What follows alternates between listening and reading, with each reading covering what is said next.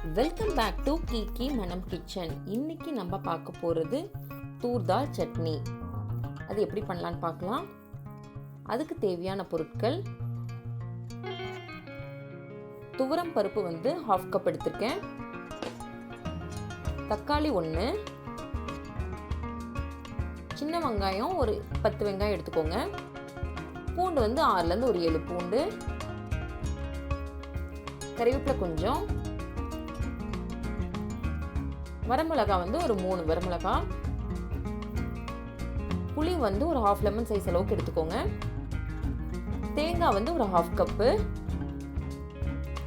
மிளகு வந்து ஒரு 6லேருந்து 7 மிளகு, சீரகம் வந்து 1/2 டேபிள் ஸ்பூனு, உப்பு தேவையான அளவுக்கு. இப்போ அதை எப்படி செய்யலான்னு பார்க்கலாம். ஒரு கடாய் ஹீட் ஆனோடனே அதில் கொஞ்சமாக எண்ணெய் விட்டுக்கலாம். எண்ணெய் சூடாகட்டும். இப்போ துவரம் பருப்பை போட்டு நல்லா வறுத்துக்கலாம். துவரம் பருப்பு நல்லா வாசம் வரணும். கொஞ்சம் கலர் சேஞ்ச் ஆகும் போது எடுத்தால் போதும். அதனால கொஞ்சம் மீடியம் ஃப்ளேம்லேயே வச்சு நல்லா வாசம் வர அளவுக்கு நீங்கள் நல்லா வறுத்துக்கோங்க. நார்மலாகவே துவரம் பருப்பில் ரிச் ப்ரோட்டீன் இருக்குன்னு எல்லாத்துக்குமே தெரியும். அதேமாதிரி ஃபைபரும் ரொம்ப ஜாஸ்தி. முடிஞ்ச அளவுக்கு இது எல்லாருமே எடுத்துக்கோங்க. இதை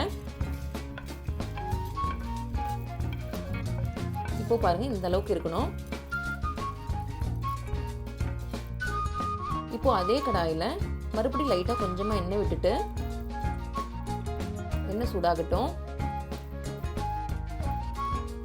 சூடானே கொஞ்சமாக சீரகம் நல்லா பொடியட்டும். அப்புறமா மிளகு ரொம்ப கம்மியாக சேர்த்துக்கோங்க. ஒரு 5-6 மிளகு சேர்த்துனீங்கன்னா போதும். இது கொஞ்சம் நல்ல ஃப்ளேவர் கொடுக்கும் உங்களுக்கு தூர் தால் சட்னியில். அதுக்கப்புறமா வரமிளகா வந்து நம்ம காரத்துக்கு ஏற்ற மாதிரி எடுத்துக்கலாம். உங்களுக்கு காரம் கொஞ்சம் இன்னும் ஜாஸ்தி வேணும் அப்படின்னா இன்னும் ஒரு 2 மிளகாய் சேர்த்து கூட எடுத்துக்கலாம். அதுக்கப்புறமா பூண்டு நல்லா வதங்கட்டும்.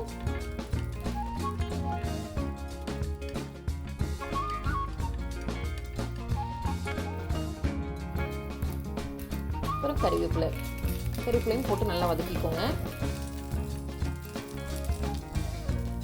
இந்த கான்ஸ்டிபேஷன் ப்ராப்ளம் இருக்கவங்களுக்கு இந்த தூர் தால் சட்னி வந்து ரொம்ப நல்லது. கண்டிப்பாக சேர்த்திக்கோங்க. இது சின்ன வெங்காயம் போட்டு நல்லா வதக்கிக்கலாம்.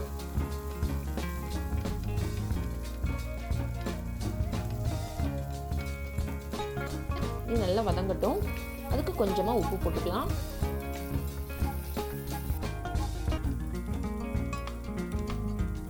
சூடான சாதத்தில் குழந்தைங்களுக்கு சட்னி வச்சு கொஞ்சமாக நெய் போட்டு கொடுத்து பாருங்கள். ரொம்ப ஹெல்த்தியான டிஷ் இது குழந்தைங்களுக்கு. அதுக்கப்புறமா தக்காளி நல்லா வதக்கி விட்டுக்கோங்க. இந்த சட்னி சாப்பாடோட சாப்பிடும் போது அவ்வளோ சூப்பராக இருக்கும். பெரியவங்களுக்கு எல்லாமே ரொம்ப ஹெல்த்தியான டிஷ்ஷு. கண்டிப்பாக ஆட் பண்ணி பாருங்கள்.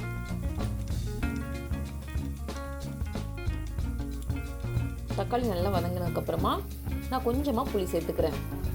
புளி இதோட வதக்கிங்க. இது வதக்கினதுக்கப்புறமா நான் சுவிட்ச் ஆஃப் பண்ணிடுறேன். அதுக்கப்புறமா தேங்காய் ஆட் பண்ணிக்கோங்க. தேங்காய் அந்த சூட்டில் இருந்தால் போதும். அவ்வளோதான். இதை நம்ம வந்து தாலோடு சேர்த்து நல்லா ஆற வச்சுட்டு அப்புறமா மிக்ஸி ஜாரில் ஆட் பண்ணிக்கலாம்.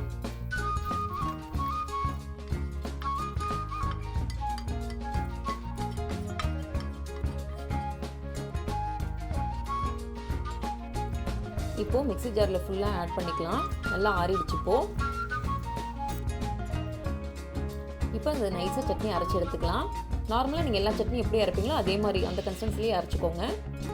இப்போ இந்த அளவுக்கு இருக்கணும் சட்னி. ஹாட் ரைஸில் நெய் போட்டு சாப்பிடும்போது ரொம்ப அட்டகாசமாக இருக்கும். கண்டிப்பாக உங்களுக்கு இந்த சட்னி பிடிக்கும்னு நினைக்கிறேன். பிடிச்சிருந்தா கமெண்ட்ஸ் பாக்ஸில் உங்களோட கமெண்ட்ஸை ஷேர் பண்ணுங்கள். உங்களுக்கு என்னோட சேனல் பிடிச்சிருந்தா சப்ஸ்கிரைப் பண்ணுங்கள். எல்லோருக்கும் ஷேர் பண்ணுங்கள். நன்றி.